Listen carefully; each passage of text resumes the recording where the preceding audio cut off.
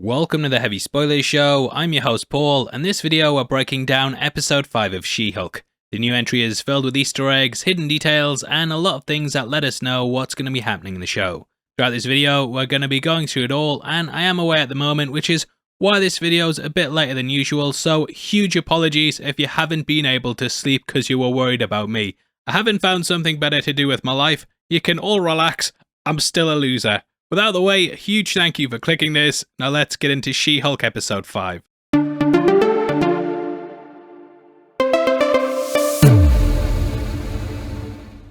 Now when we last left She-Hulk, she was getting served papers in regard to Titania taking the trademark of her name. In this entry, we see her and Jen going to court against one another, which has tiebacks to the comics as they ended up fighting in one during the first major She-Hulk run. We know from the trailers that Titania will return once more, and I think she could be revealed as being the one that hired the Wrecking Crew. We'll talk more about Todd later on in this video, but I think that she's going to be set up as the main villain for a number of reasons. Firstly, she's been all over the social media for the show, and she's popped up in several Twitter posts and promo videos. Secondly, her name has been splashed to at least one news report every single entry. Thirdly, her origin story ties into She-Hulk, and in the original Secret Wars, she was created through Dr. Doom's experiments that involved Jen. Her first fight was also against Jen, which started off a major rivalry between the two, similar to what we're going to be getting here. Titania is very much an opposite to Jen, as she's a superhero with no skill that has a marketing team behind her so she can secure the fame she craves. Jen has actual powers and abilities, but she just wants to be left alone. Now though this episode ends with her being defeated, I think she'll try every way that she can to make sure she takes She-Hulk down. Titled Mean, Green and Straight Poured Into These Jeans, it's the shortest entry we've had so far, clocking in at 30 minutes with the intro and credits. The title refers to Jen's dating profile for She-Hulk, and this is used as a way to prove she was happy with the name before Titania took it. Now whereas we normally get news reports opening the episodes, this entry begins with an advert for Titania's She-Hulk. I kind of feel like the entire thing might be a play on Gwyneth Paltrow's range of beauty products, Goop, and you might remember that there was a bit of a kerfuffle online because she was selling candles that smelled like Tony Stark's fingers. Or at least that's what I told my wife. Also, last week I said as a joke, that my wife left me because I got caught liking pictures of She-Hulk. And I had people going, your wife left you. But She-Hulk doesn't exist, mate. And if you don't understand sarcasm, then you probably also don't have a wife. So f*** you. Anyway, the ad, love that you've checked out the video again. And the ad has a similar style to Gwyneth's, but I'm guessing that this is just the usual style for ads like this, so let me know below if you think that you know a one that it's closer to. Also, I don't know if Marvel would be like, F*** you Pepper Potts. Now the advert boasts about strength, which is of course She-Hulk's main ability, and she's pretty much stolen her entire image. I can't get sued for ripping off new rock stars, can I? Good, phew.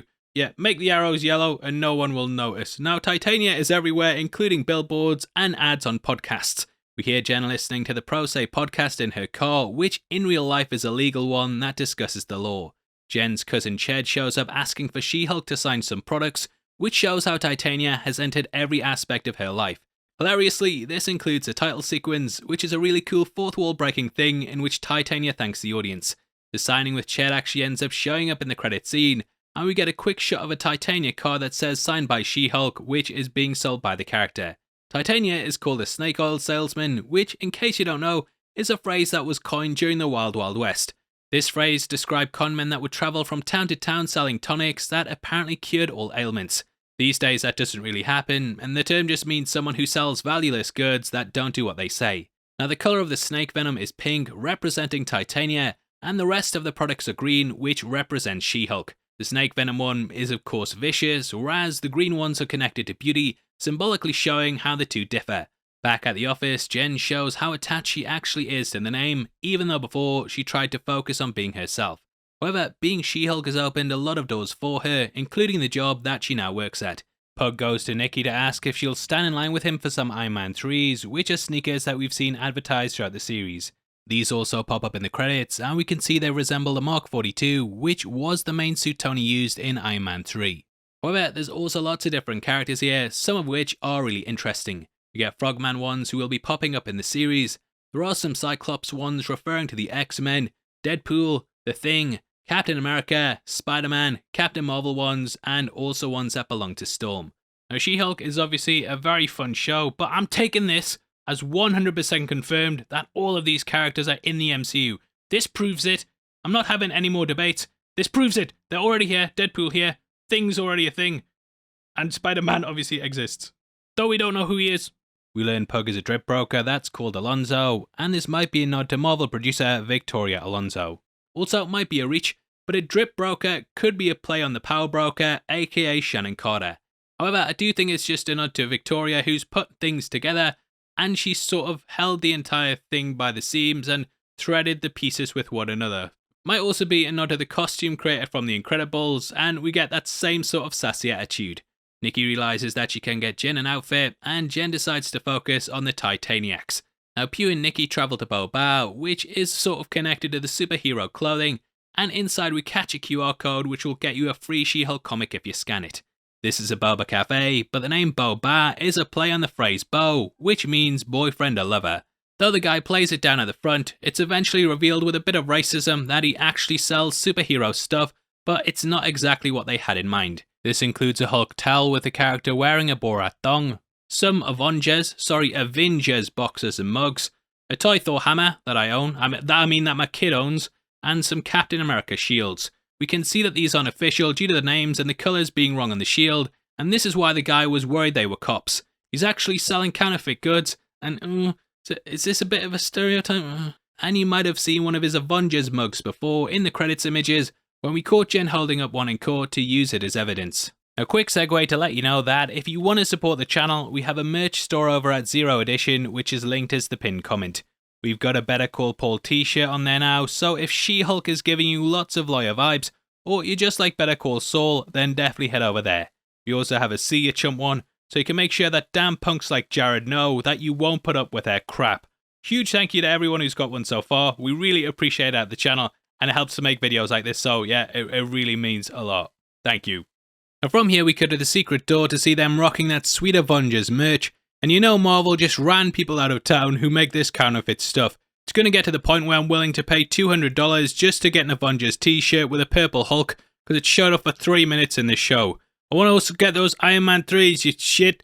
Anyway, Pug is going full Captain America in Endgame, as he's carrying not only the shield, but also the hammer as well. Nice just getting some focus on the side characters, and this was one of the most fun parts of the season so far for me. Elsewhere, Jen is called in by Holloway to ask why his new staff member is out advertising booty boosters. Similar to a couple of things we've mentioned so far, these end up showing up in the credits with Holloway even drinking one. He seems a bit annoyed by the booty boosters, but if you think that's bad, then you should see the meltdown the internet had over She-Hulk shaking hers with Megan Thee Stallion. Ruin the bloody MCU! Now She-Hulk is given a lawyer to handle the lawsuit, and this is where her side of the episode really gets going. Now Mallory Book is a really interesting character for the show to take focus on. Though Marvel never fully leans into everything from the comics, there's a lot of things that they could be doing with her if we look at the source material. In the comics, Mallory was a next level lawyer that was nicknamed the face that never lost a case. She was extremely formidable, but due to all the chaos that Jen brought into her life, she ended up starting to hate her. She became the chair of Fourth Wall Enterprises, which, a bit on the nose, but they had a sinister plan.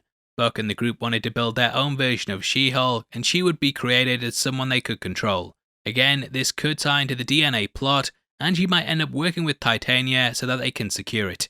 This could then fold into the stuff with the Wrecking Crew, and bring together all of the plot lines, instead of just having fractured ones popping up throughout the show. Now she does tell Jen she can do better, and the pair drink together eventually, but I feel like there is a rivalry that's going to build between the pair. Anyway, Jen brings up both Doctor Strange and Thor, who both use their real names, which is why they can't be copied. There's lots of hilarious cases of this in real life, with a guy in the UK taking the name Singsbury's to play off Sainsbury's, but he got sued and changed it to Morrison's instead of Morrison's. Now there's also a million different plays on KFC, but Titania has straight up jacked the name, making it a different story. They connect the A and B storylines after Mallory suggests she get some proper clothing, and Titania calls her Shrek. I feel she's more of a Fiona, but I digress. I've seen the memes. At this point, Mallory ends up arguing her case to the judge, and she goes through how She-Hulk was first mentioned by the public, which we saw in the news reports that opened episode 2. Mallory wants to put these into the record, tying back to this moment.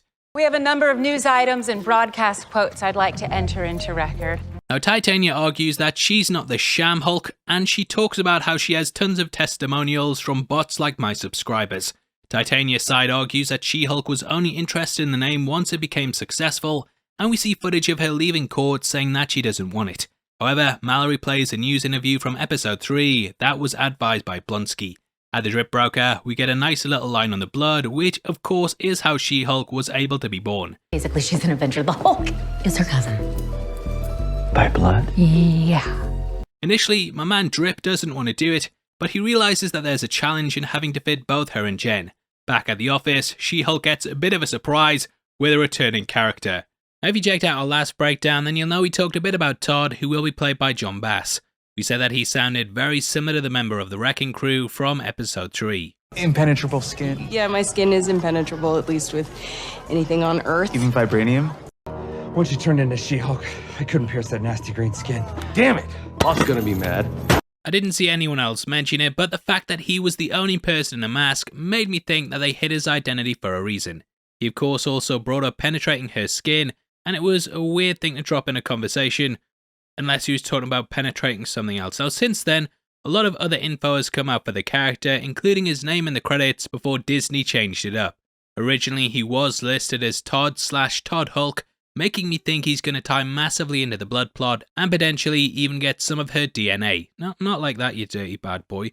Now John Bass's character was also discussed heavily by the creative team in the build up to the series, and they said that he's going to be a sleazier version of Tony Stark, who's just basically a rich guy that keeps popping up everywhere. Therefore, I'm kind of expecting him to appear in a number of episodes going forward, and for this amazing twist to be revealed that I've amazingly predicted. Now if it's not, it's just another fan theory for the trash heap, but hey, my stuff's not been too off the mark recently, has it? So if I get it wrong, then please focus on the stuff I got right. Now I kind of think that this rich thing might all be a front, and that he could end up being bankrolled by either Titania or the leaked villains that I'll talk about at the end of the video. Might not be on Titania's side, she might not have hired the Wrecking Crew because he does testify against her, but yeah, there is a potential spoiler at the end who could be behind it all, so stick around until then, or leave straight away if you don't want any spoilers. Could end up tying with the Mallory Book thing, as he is meeting with her, and she might be the one who hired her, but yeah, going wild with the theory time at the moment. I'm not going to drop a theory time, but those are the theories. Now though Jen regrets going on that date, she realizes that because her dating profile had her name on it, that she can use those she met as witnesses. It says one of the things she's looking for is a sturdy king-sized bed, and she of course broke the one in episode 1. This was a callback to the comics in which she also broke one in the opening of the Dan Slott run, after transforming into her bigger self to not scare off her date. We once more get the return of the dates, including David Otunga, who, in case you don't know, was a wrestler that used to be a lawyer. He used this as part of his character, and we hear the others going through their experiences. The guy she hooked up with belittles her, and says that he wouldn't date Jen, which knocks her confidence a bit, and in the comics, this got to the point that she used to prefer to remain in the She-Hulk persona to avoid all this nasty sort of comments about her. Now back with the Drip Broker, she gets given a suit along with something else, which will likely be her comic book accurate costume. The episode ends with the Drip Broker putting away a special costume, and this of course belongs to none other than Daredevil. Now Daredevil coming back is probably the aspect of the show that I was looking forward to the most, cause I hate women and I f***ing hate jokes as well. Anyway, he of course came back for No Way Home in his Matt Murdock persona, and we now have him in a new costume that's slightly more in line with the comics. It's sort of a best of both worlds, where he gets the yellow that was originally part of the boxing leotard that he wore, but it's infused with the Netflix design. Matt's father was a boxer, which spawned that original look, and then it evolved over time. Interestingly, the show has flipped things up from the comics, and in those, she was happier in her She-Hulk persona, preferring that over accepting who she viewed as being plain and uninteresting. Here though, Jen is more interested in being herself, and the She-Hulk stuff is definitely an afterthought. Now Daredevil will of course be popping up in Echo before going on to his main show called Born Again. This is of course based on the Frank Miller graphic novel, but it's also very much a meta joke on how he's back with Marvel and going in a new direction. Now from here we roll into the credits, and this is the first episode where we don't get a post-credit scene. Although this was super short, I actually enjoyed it the most out of the episodes so far. I do want more from the series at the moment, but I think this was short and sweet, and it had some cool little moments in it. Obviously, the big thing everyone is going to be talking about is the last few seconds of the entry, but I think what came before was pretty fun. I think this was put there so everyone comes back next week, and though I'm not completely gripped by the series, I will indeed be back for that. Overall, fun entry. I'm not going to hate on it like I normally do. Just had fun with it, and yeah, that was my thoughts. Great review as always. Now for the next part of the video, I want to talk about the leaks on the show about who the big bad really is. These aren't confirmed, but super duper scooper Daniel RPK has put a post out on his Patreon discussing who the true villains are. If you don't want to know that, then I suggest that you turn off now, and huge thank you for sticking with me until the end. Those stupid c***s turning off my fucking video. Fucks, I'll kill them. I'll kill them all! Anyway, you guys get to live because you kept watching, but according to Daniel, it will be revealed that the villains are the Intelligentsia. This is a group made up of the world's smartest supervillains that I've probably pronounced wrong, and we've seen a number of different members in them over the years. This includes MODOK, who we know will be popping up in Ant-Man Quantumania, and the series could end up laying the foundation for what's coming in that movie next year. However, I also think that it might feature the leader, who we saw the origins of all the way back in The Incredible Hulk. Now, D23 confirmed that he will be coming back to the MCU, and that the villain will appear in the upcoming Captain America movie. Titled New World Order, this will see Sam Wilson facing off against some greater threats that have arisen in the wake of the snap. Tim Blake Nelson will reprise the role of the leader, and he's a bit of a strange villain to have Cap face off against. Typically in the comics, he is of course a Hulk villain, and I'm guessing that he will pop up too. I think that the series will be the perfect place to have him show up, and perhaps we will get a post-credit scene that teases his arrival before he shows up in the movie. Abomination, of course, also popped up in The Incredible Hulk, and he got brought back for this, so it makes sense to have the villain that was teased in that turn up in this series. Now we also have leaks that the rumoured World War Hulk film will feature lots of different versions of Hulk characters. Therefore I think it's going to be more like World War Hulks, with an S on the end, and this is a really underrated sequel that's looked over quite a lot. I think the graphic novel for it might even be out of print, but it has such a good story if we're involving lots of Hulks. Pick it up digitally if you can, but it basically centers around the Red Hulk and a new character in the Red She-Hulk. The leader is one of the main villains too, and he's responsible for the creation of Red She-Hulk, which would be a good adversary to have Jen face off against. This is eventually revealed to be Betty Ross, and it would be awesome if they brought back Liv Tyler too. Unfortunately, William Hurt passed away, so we can't really get his Red Hulk unless it's fully CGI, but I don't know whether they would be willing to do that due to showing respect to the dead actor. Either way, that's what the leaks are saying, and let me know below what you want to see in the show. Just to let you know, we're running a competition right now and giving away 3 copies of Thor Love and Thunder on the 15th of October. All you have to do to be on the chance of winning is like the video, make sure you subscribe with notifications on, and drop a comment below with your thoughts on the episode. We pick the comments at random at the end of the month, and the winners of the last one are on screen right now, so if that's you, then message me on Twitter at Heavy Spoilers. If you want something else to watch, then make sure you check out our breakdown of one of the trailers from D23. We've covered Secret Invasion, Werewolf by Night, and also The Mandalorian, so definitely head over there right after this. Out of the way, thanks for sticking through the video. I've been Paul, you've been the best, and I'll see you on the next one. Take care, peace.